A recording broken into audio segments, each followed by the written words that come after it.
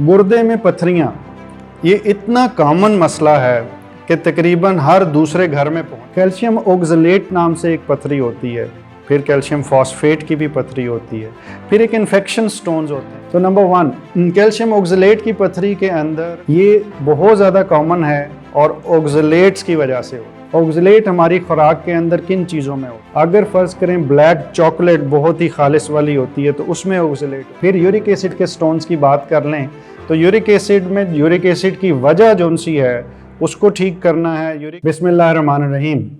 गुर्दे में पथरियाँ ये इतना कॉमन मसला है कि तकरीबन हर दूसरे घर में पहुंच चुका है और वक्त के साथ साथ ये और भी ज़्यादा बिगड़ता जा रहा है। और पाकिस्तान में, इंडिया में और ख़ास तौर पे बरसगीर में कुछ ऐसे इलाके हैं जहाँ पे ये बहुत ज़्यादा है और इसकी एक बहुत बड़ी वजह हमारी खुराक का लाइफस्टाइल चेंज होना है और हमारी खुराक के अंदर एक ख़ास चीज़ का ऐड होना।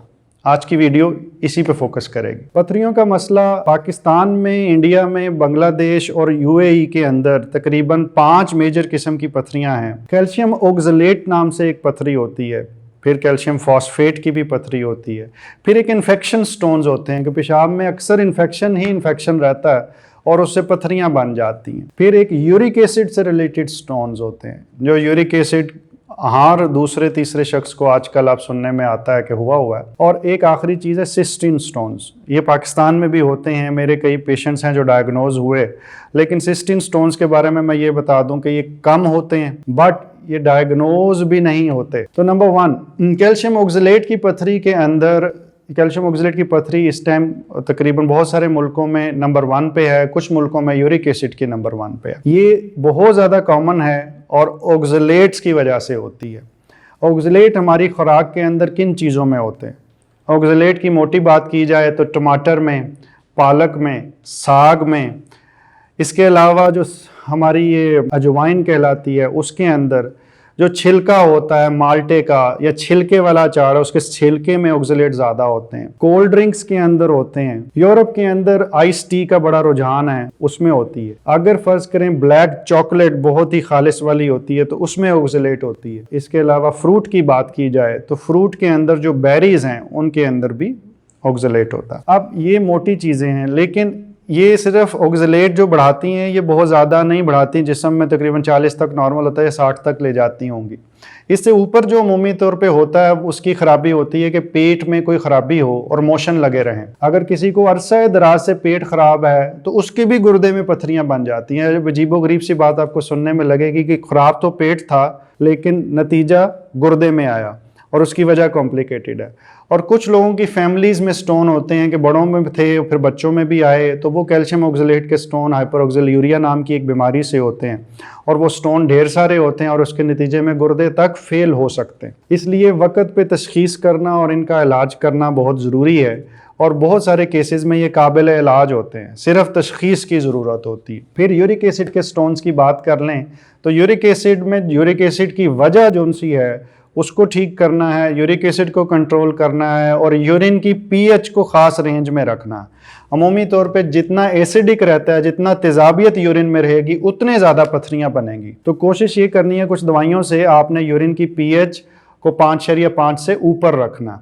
आप ये काम खुद भी कर सकते हैं। अगर डॉक्टर जो इलाज कर रहा है दवाइयों के ज़रिए पथरी घोलने का कर रहा है, अगर आपके यूरिन की पीएच आपके यूरिन की रिपोर्ट में 5.5 से नीचे है तो इसका मतलब इलाज कामयाबी से जारी नहीं है, आपके यूरिन में पथरियां बनती रहेंगी। यूरिक एसिड के मामले में बात कर रहा हूँ। इसके बाद बात आ जाएगी पानी का इस्तेमाल। इन तमाम दोनों पथरियों में कॉमन है कि पानी का इस्तेमाल ज़्यादा करना है, लेकिन ये सिर्फ उस वक्त लागू होगा जब पथरी पेशाब का रास्ता ब्लॉक नहीं कर रही। ये गलती ये की जाती है कि पेशाब बहुत ज़्यादा, किसी को गुर्दे में दर्द है, पेशाब की नाली के अंदर पथरी फंस चुकी है और कोई उनको कह देता है कि आप पानी ढेर सारा पिएं। आप जब वो बहुत ज़्यादा पानी पीते हैं तो वो जाके ज़ोर से उसके ऊपर लगता है पथरी पे और उससे शदीद दर्द होती है। तो ये कानून के पानी ज़्यादा पीना ये तब है जब पथरियाँ रास्ता ब्लॉक नहीं करनी। जब वो रास्ता ब्लॉक कर लें तब आपने सिर्फ प्यास के मुताबिक पीना है और बहुत ज़्यादा नहीं पीना, कम भी ना कीजिए, इतदाल के साथ चलें। फिर इन्फेक्शन स्टोन्स जो से हैं उसके अंदर जो पेशाब में इन्फेक्शन की वजह है उसको ठीक करना है। जब तक वो ठीक नहीं होगी तो अमूमी तौर पे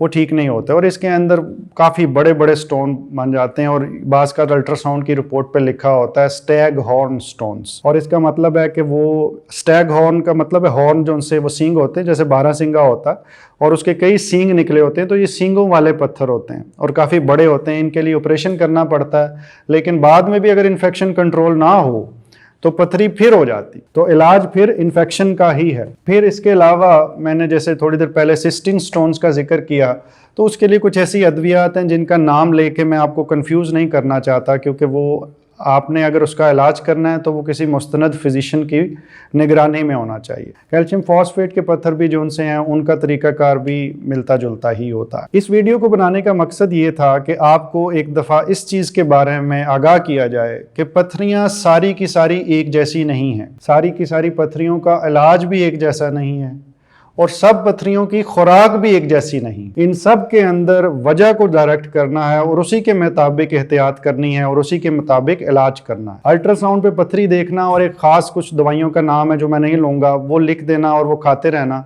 ये कोई इलाज नहीं है। कुछ ऐसी अद्वियात हैं जो एक किस्म की पत्थरी को घोलती हैं और दूसरी किस्म की पत्थरी की वजह बनाती हैं। तो एहतियात कीजिए और सिर्फ अपने एक्सपर्ट से इसका इलाज करवाएं ताकि दवाइयों के साथ इलाज हो सके और सर्जरी सिर्फ तब की जाए जब इसकी लाजमी ज़रूरत है। अल्लाह ताला आपको बहुत आसानियाँ दे और मुकम्मल ज़िंदगी दे और दूसरों की ज़िंदगी मुकम्मल करने का शर्फ अता करे।